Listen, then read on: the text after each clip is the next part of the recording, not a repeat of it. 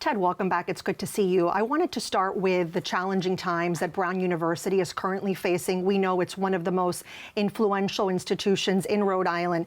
And I wanted to focus on the conflicts that the university is facing with the Trump administration. We are seeing this play out at other institutions, including Columbia University and Harvard, where we have seen the federal government pull back funding, citing alleged anti-Semitism. And we know that the president has his eyes on Brown University as well. Yes, the White House confirmed to Michelle back on April 3rd that the administration plans to halt or freeze over $500 million in research funding for Brown. Yet 2 weeks later, as we record this, Brown tells me they still haven't received any official notification from the White House. So they're in the dark a bit, but they're certainly bracing for what they expect is coming down the pike. To put the amount in perspective, that's about double Brown's annual research budget. So it's a lot of money we're talking about here. We just don't exactly know what the effects would be until we get more specificity. And Brown University President Christina Paxson has not been commenting publicly about this. Understandably, she probably wants to wait for official confirmation, but she has signaled her concern over the broader situation. Yeah, I think Chris Paxson, like all elite university leaders, realized when they saw what happened to Columbia that they could be next and they needed to think about it. She sent a campus message before we heard about the freeze for Brown, but as all this was bubbling up, saying, you know, this raises profound questions in her eyes about academic freedom, these universities' independence from the federal government, what that relationship should look like. They do want that federal research funding to continue to flow. And we have now seen other schools since then, like Harvard, most importantly, take a different approach from Columbia, say they're not going to play ball with the administration on this and comply, even if they lose funding. So that might make Paxson more likely to push back when it's official at Brown, but we just don't know yet. And Ted, this is one of multiple policy changes on federal funding that the Trump administration has made affecting Brown.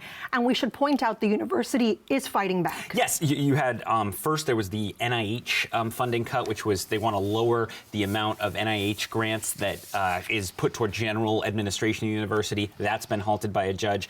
Brown just joined a lawsuit with other institutions suing the Department of Energy over their efforts to cut research grants. So, you know, a lot of this is in flux right now, much of it paused in litigation, but it's certainly already led to disruption and confusion, I think. And all of this comes as the university was already dealing with other financial issues. Earlier in the school year, they announced they are facing a $46 million structural budget deficit. So this is just insult to injury. Yes, correct. They've already had layoffs at Brown, minor layoffs, but some layoffs. And there's just general belt tightening going on across the campus. Administrative offices, academic departments being told to look for where they can rein in spending, maybe not fill in jobs, things like that. Which may surprise people because you think of Brown University and you think, oh, they have a large endowment. They should be set. Right, and it is a large endowment, right? We wouldn't want to say otherwise. $7 billion, but of course it's an endowment, which means you can't spend the vast majority of it each year. And then Brown sometimes, you know, it's in a funny place because they are very wealthy, certainly by Rhode Island standards, by any standards, but compared to the peer institutions they compete with for faculty, for research, like Harvard, like Yale, they have a much smaller endowment. So they sometimes feel a little caught in the middle in that sense. And of course, it's not just the people at Brown who are worried, but I'm thinking about Rhode Island state officials who look at Brown and say this is such a linchpin for economic development strategy. Right. So much of the state's efforts on the life sciences rely on Brown bringing in these research grants.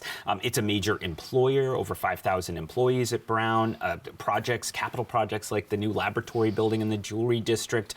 They run the state's only medical school. They're a key funder of the main hospital network. So all of the effects, if Brown is really hurting in the coming months, could be felt, I think, by more people outside of Brown, too. Okay, let's switch gears now, talking about Hasbro. The Pawtucket-based toy maker has announced they will not be deciding whether they plan to move their headquarters until later this summer. Let's take a listen to what Governor McKee had to say.